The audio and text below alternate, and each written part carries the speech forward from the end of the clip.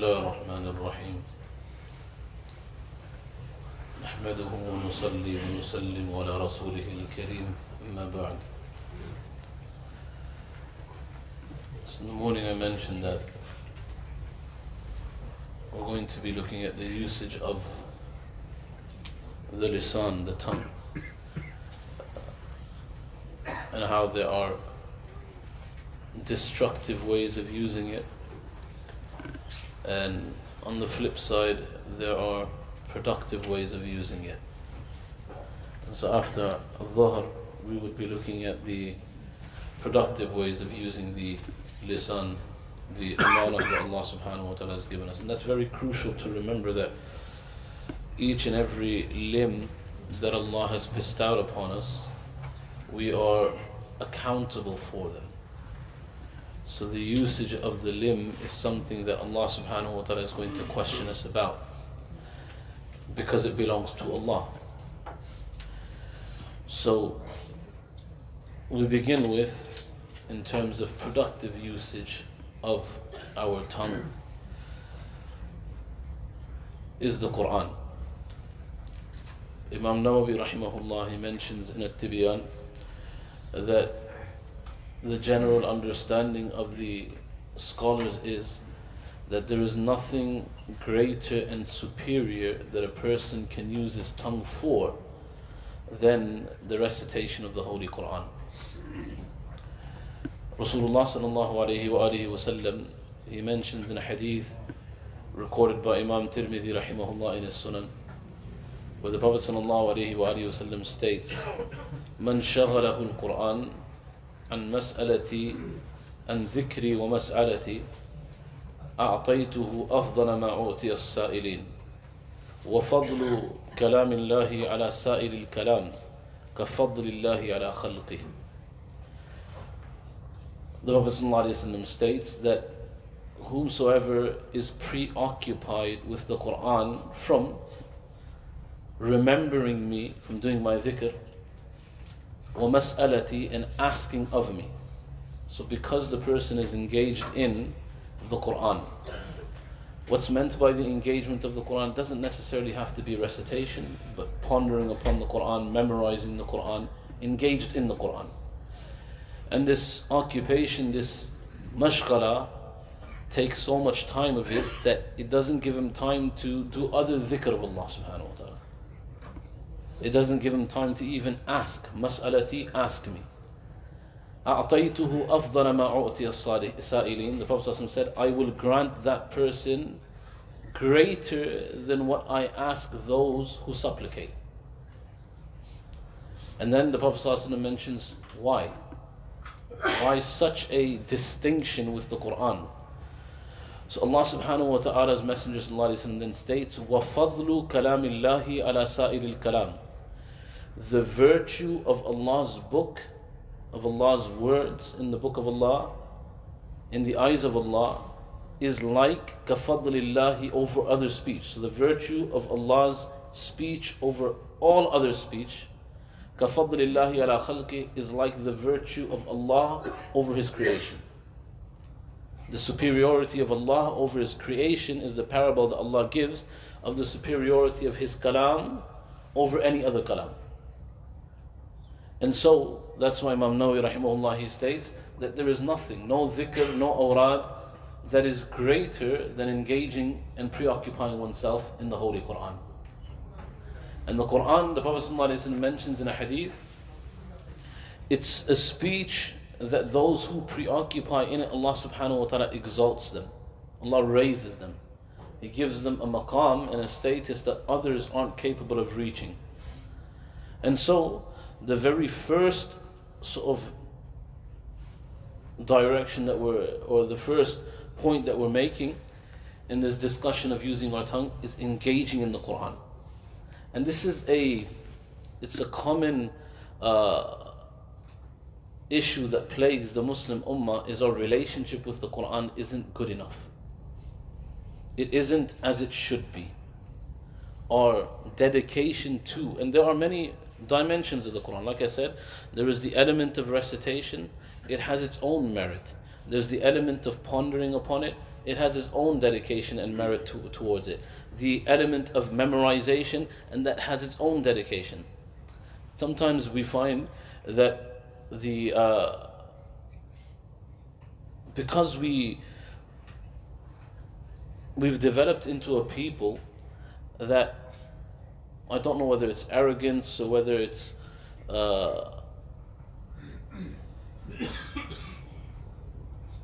a thought in our minds that we're capable of everything ourselves. But seeking ilm, knowledge from the correct authorities, it's absolutely tantamount in the Sharia.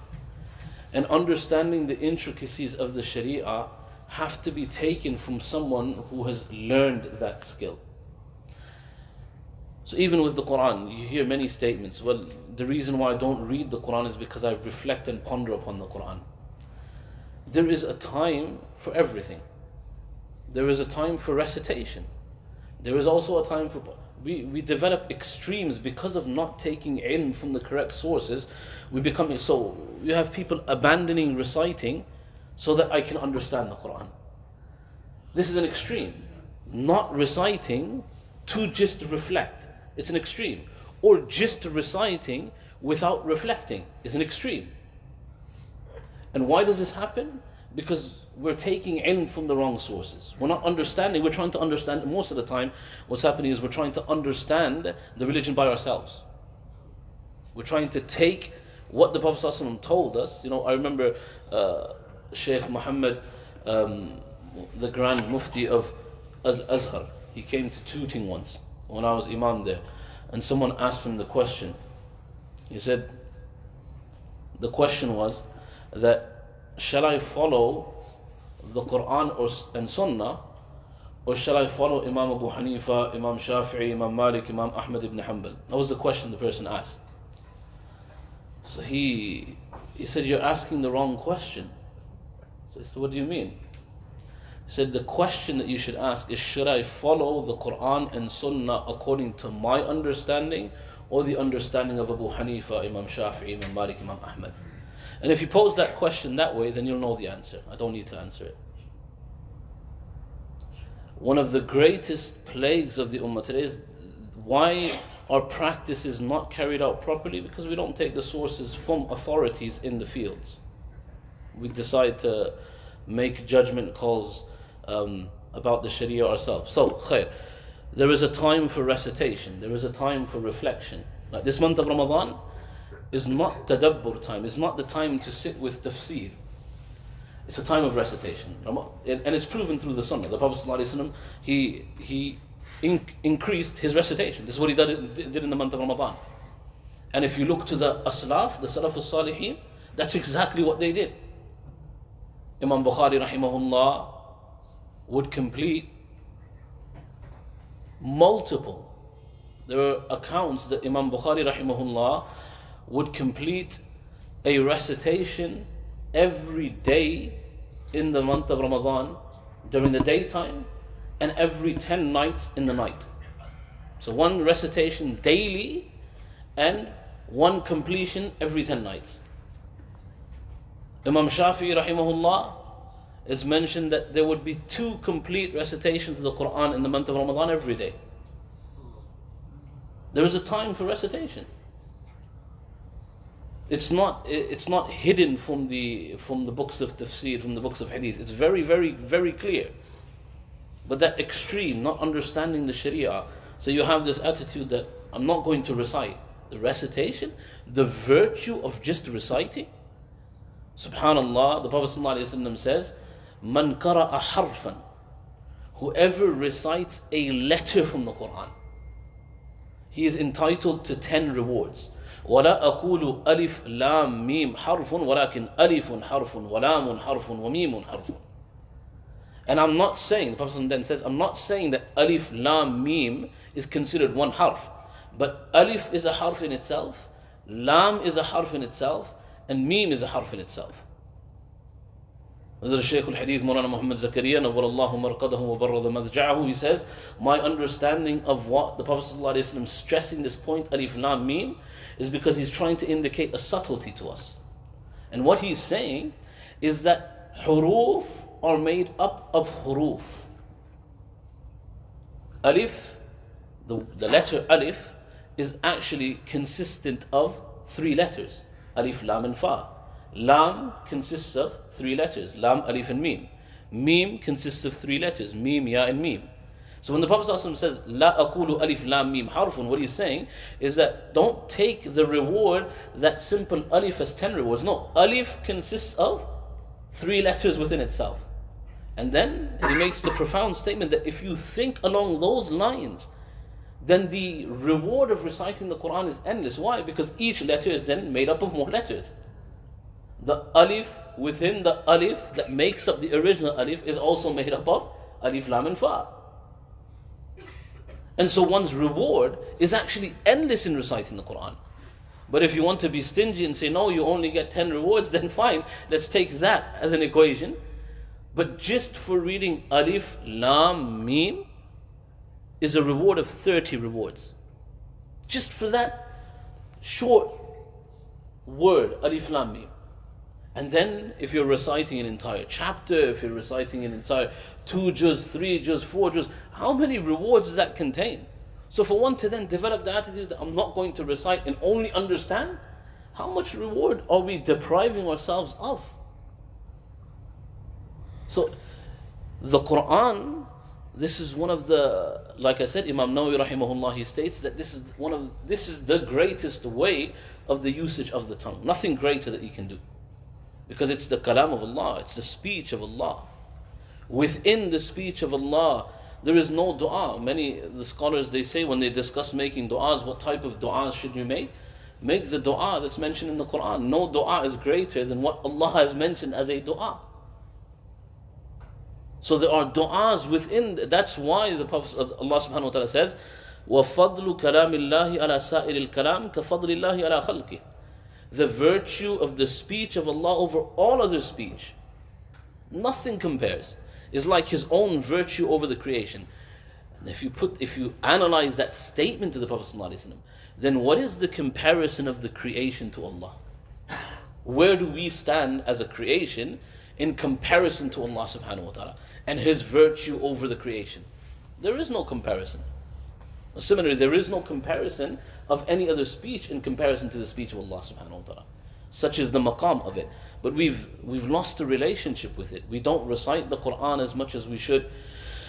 Every day there should be time that we allocate and dedicate to recitation of the Qur'an. Every single day. Whether it's Surah Yasin, whether it's Surah Al-Waqi'ah in the evening, whether it's Surah Al-Mulk, whatever that is, every day there should be an element of time that's allotted to the Holy Qur'an. Many scholars, they've mentioned that the Qur'an has a specific right over us, a right of recitation. And if that right isn't fulfilled, then we are answerable to Allah subhanahu wa ta'ala. Imam Abu Hanifa rahimahullah, he says that the allocated right of the Qur'an over a human is that he should at least complete the recitation every 40 days of the whole Qur'an. And this is something that wasn't missed on the Aslaf. Like I said, forget Ramadan, outside of Ramadan. Forget Ramadan, because we'll say that it's a special time. Outside of Ramadan, Sayyidina Uthman ibn Affan radiyallahu ta'ala anhu, when he's being martyred in his house by the rebels after they scaled the wall and they drew their swords and were about to strike Uthman, his wife Naila radiyallahu ta'ala anha, she stood up in defense of Uthman. And on the first strike, her finger was cut off. And as they were going to attack Uthman radiyallahu ta'ala anhu, this is the statement that she makes: you're going to kill a person. She says, I testify by Allah, you're attacking a person who would complete the recitation of the Holy Qur'an in 1 rak'at in Qiyamul Layl. You're going to kill and assassinate that person who in 1 rak'at, 1 unit of prayer. Well, sometimes people come to me at Tahajjud time when we do it in Ramadan, that the first 2 rakats are 30 minutes, 35 minutes, 40 minutes, it's long. I chuckle to myself that imagine Uthman radiyallahu ta'ala, that 1 rakat, not even the entire 2 units, 1 unit of prayer. And he would stand in front of Allah from Alif Lam Mim until Qul A'udhu bi Rabbin Nas. Imam Abu Hanifa rahimahullah, the same thing is mentioned of him, that in one rak'at, the entire Qur'an. One neighbor, he documents about Imam Abu Hanifa rahimahullah that for so many years, when I would look outside of my window and I would look inside the house, I thought there was a tree that was standing there at that time of night, but it was Imam Abu Hanifa in prayer, in qiyam. And so the Qur'an is lost, but not just in Ramadan. The Qur'an should be a daily part of our lives. It should be something that we dedicate time to every single day. There shouldn't be a moment. I've mentioned this in Jummah. Many of us have habits. Okay? That if I don't have my cup of tea in the morning, I get a headache. If I don't have my first cup of coffee, I can't function for the rest of the day. For some people, it's not even consuming of food. If I don't read a particular newspaper, don't feel right. I have to have that. That's my routine. A believer should be that if I don't get my fix of the Qur'an, my recitation of the Qur'an, I don't function properly. I can't work. That should be the natural disposition. If it's not natural, it should be developed. That my day is incomplete. There is awkwardness in my day. I don't feel right. I will develop a headache if I don't get my fix of the Qur'an. The speech of Allah. What is the speech? The speech of Allah is the guaranteed success of ourselves in this world and the hereafter. Everything that we need to be successful is in the Qur'an and in the Sunnah. And if we're going to abandon that very thing, the Qur'an itself, subhanallah. So the first sort of place that we have to look at in terms of using our tongues properly is recitation of the Qur'an. Recite the Qur'an, recite it frequently, recite it abundantly. And those stories that I mentioned to you of completions of the Qur'an during the day, it's not, sometimes we become fixated with this thought that these are the aslaf, these are stories for them. It doesn't happen today. This is specific to them. We live in a different time. No, that's not true. That's not true. I remember when I was studying in South Africa, that there was a story of one individual, and in one Ramadan my Shaykh happened to be in South Africa, and he said that when he stood up for Qiyamul Layl, he would just flow and recite the Qur'an, no stuttering, no hesitation, no nothing. It's almost as if he had like the book, the Mus'haf open, just reading page after page, and go on for hours. No, there's no break inside. So he said, I asked him one day that, how is your retention of the Qur'an such? He goes, my habit for the last 40 years, 50 years, is that I'm a courier. My job is that I take parcels and deliver it from one place to the other. So he says, when I sit in the morning, I start with Alif Lam Mim, and when my shift finishes in the evening, I finish with Qul A'udhu bi Rabbin Nas. It's not something that's specific to the aslaf. It's not something that cannot be repeated today. The Qur'an is something that Allah has put immense barakah in. Sheikh Muhammad Dado is a contemporary scholar. Someone was asking him recently, I saw the clip, these accounts, how is it possible? Imam Nawawi rahimahullah, he mentions in his Azkar that the most that we've received information of, account of, is an individual who would recite 4 completions in the day and 4 completions in the night. So he said, how is that even possible in time? So Shaykh says, no, it's very possible. Allah puts immense barakah in the recitation of the Qur'an. Immense barakah. And what, are we going to doubt something that's documented about Uthman radiallahu ta'ala? Are we going to start questioning Uthman radiallahu ta'ala's abilities? No. If only we put some time towards it, if only we allocate some time towards the Qur'an. The recitation is something that once it starts flowing, then it doesn't stop. So the first place to look in terms of making use of our tongue is in the recitation. There's so much that can be discussed about the Qur'an, what constitutes recitation, what type of, there's a lot that can be mentioned, but there's lots of other things that need to be covered throughout the days as well. So inshallah we'll leave it at that. But if we don't know how to recite the Quran, it's never too late to learn how to recite the Quran. Never too late. In fact, the Prophet ﷺ said, the person who recites the Quran whilst struggling to recite the Quran receives 2 rewards. One for the recitation, one for the effort. So it's never too late to learn the Holy Quran, how to recite. But it's also a responsibility upon us. This is the book of Allah that we should frequent as often as we can. Allah give me the understanding, Allah give all of you the understanding. Give us the ability to use this month of Ramadan, شهر رمضان الذي أنزل فيه القرآن, which is the month of the Quran, to develop a zeal and passion towards the Holy Quran. Allah give us all the understanding. وآخر الدعوة الحمد لله رب العالمين. سبحان الله وبحمده سبحانك اللهم وبحمدك ونشهد أن لا إله إلا أنت نستغفرك ونتوب إليك.